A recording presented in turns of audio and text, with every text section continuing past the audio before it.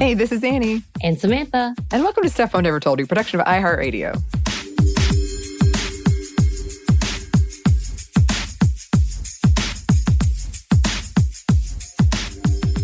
And now that the 2020 Olympics is officially over, and as we promised, we are taking another look at the women who have pushed boundaries, created history, and just to celebrate with them and their wins.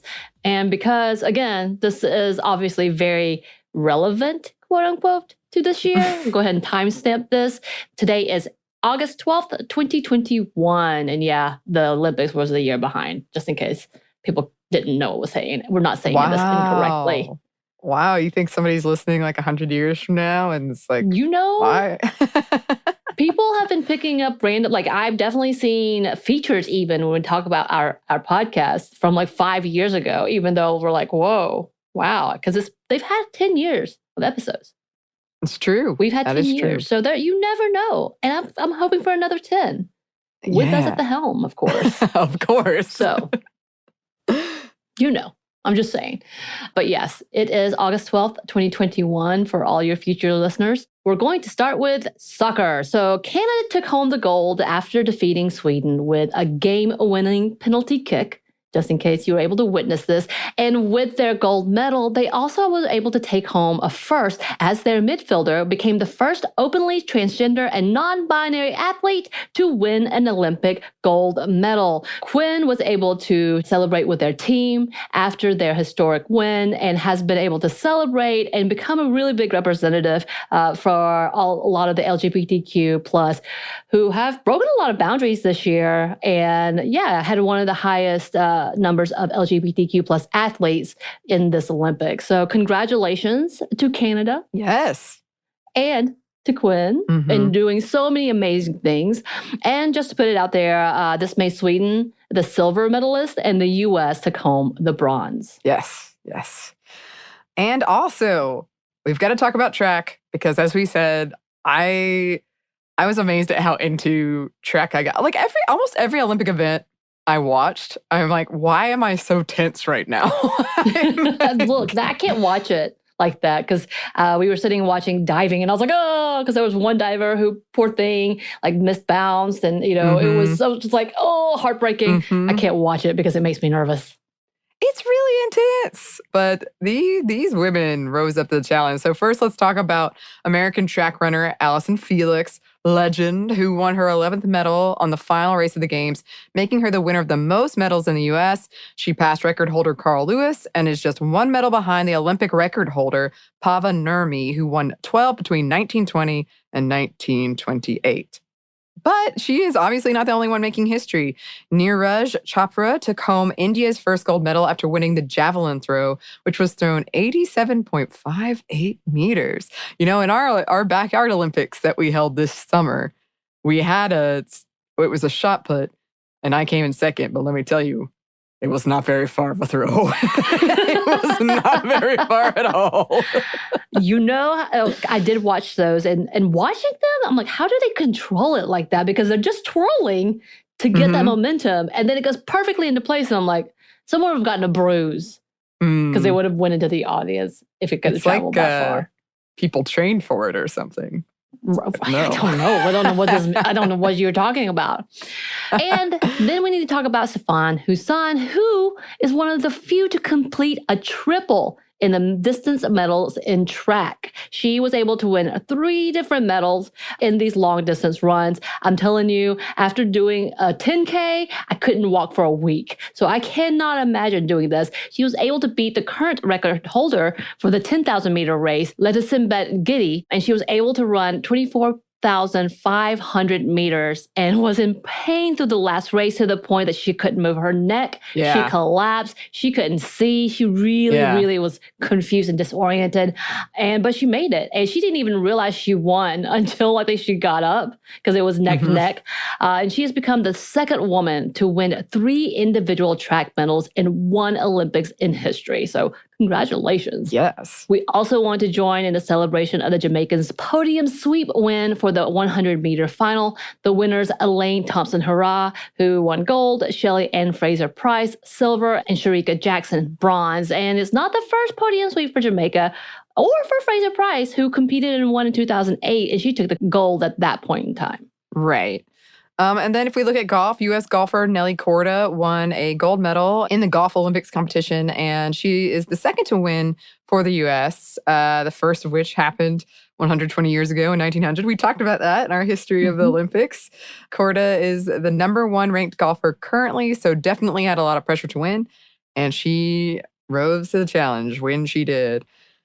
And then swimming. Congrats to Katie Ledecky, who won the first ever women's 1,500-meter final. She won the 250th Olympic gold medal for the U.S. swim team. And Australian swimmer Emma McKeown set the record for the female athlete with the most medals at a single games with 7 medals, 4 gold and 3 bronze. She tied with the Soviet gymnast Maria Gorokozheva, who she got her medals in 1952. And for diving, Jian Hongchan, who is now a superstar in China. Apparently, she and her family have been mobbed by fans with them trying to take selfies with them as well as at her home. So had to get police all up in there.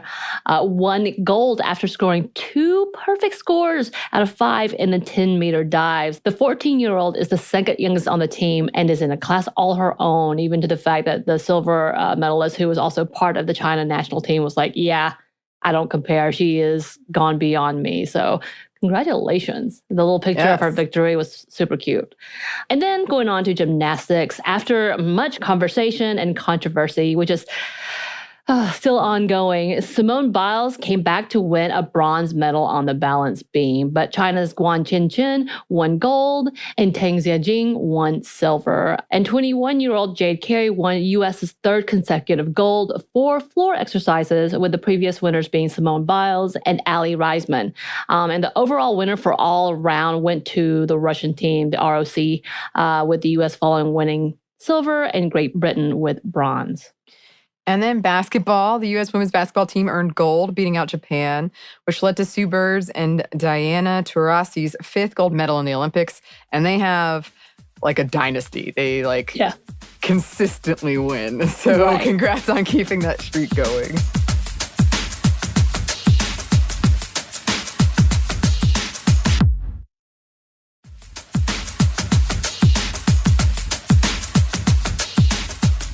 So with all the good, and we are still celebrating with the following women, but came with some controversy, and we did definitely want to talk about that before we close this all out. Yes, starting with archery. So South Korean archers made a huge wave as they won several awards in the archery competition at these Olympics. An San of South Korea won 3 gold medals, including the first mixed team archery competition. She, however, has also been hit with controversy in South Korea, as a specific group have targeted her for being a feminist. Oh no. In one online platform, a group of men decided to post complaints about An San, even stating, quote, "She has short hair and goes to a women's only college. She reeks of feminism." In fact, a chauvinistic web forum started a defamation campaign against An and went as far as going under her Instagram account to harass her.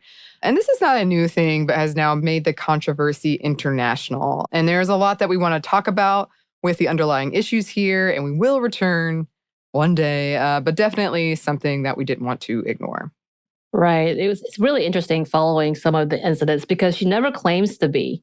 They just assume she is. And they've made a pretty, kind of like in the US, how everything's kind of gone with the back and forth. And it's in South Korea at this point in time, there's a lot of back and forth of, is feminism terrorists? They've gone that far. So we're definitely going to come back and talk about it. But we also wanted to talk about the shooting competition, which quite hilarious to me because it could not be any more of Twitter. What are you doing?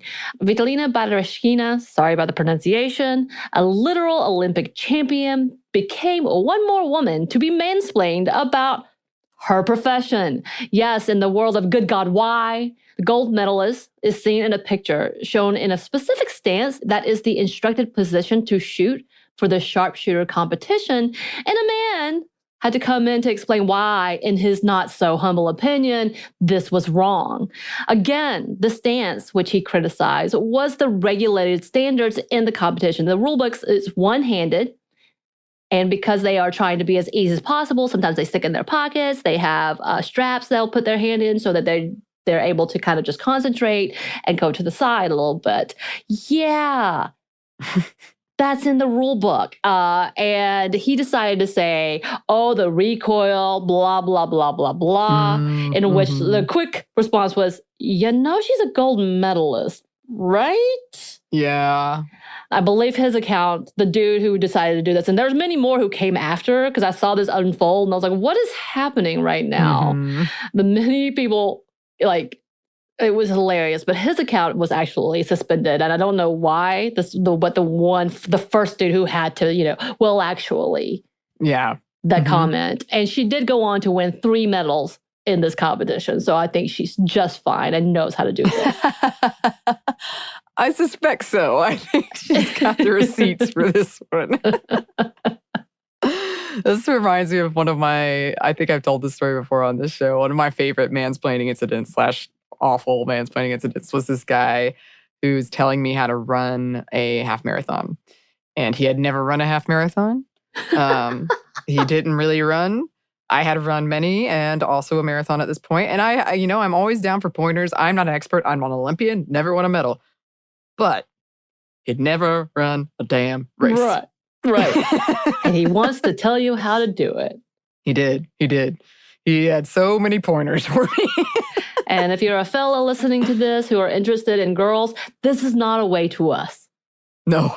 This strategy does not work. Yeah, this strategy does not work. Okay. Tip for the episode. And then we did want to talk about BMX. Yes, so this was also a controversial but celebratory moment. UK BMX athlete Bethany Shriver is the person we're talking about. After UK Sport decided that they would only financially support male BMX riders for the 2020 Olympics, Shriver had to resort to crowdfunding in order to reach the Olympics. She was able to raise over £50,000 or $69,000 to get to compete. And thankfully, after UK Sport removed the clause which stated female riders could not be invested in, she was able to get backing by British Cycling. And she was able to bring home the gold medal, and the men's team brought home a medal too, with her teammate bringing home the silver. So, yeah, I mean, I'm glad things changed, but that's pretty ridiculous. She had to crowdfund. Right. So essentially they had that clause, and at the last minute it was like, oh, okay, because she started getting attention of why are you not helping her? What is happening?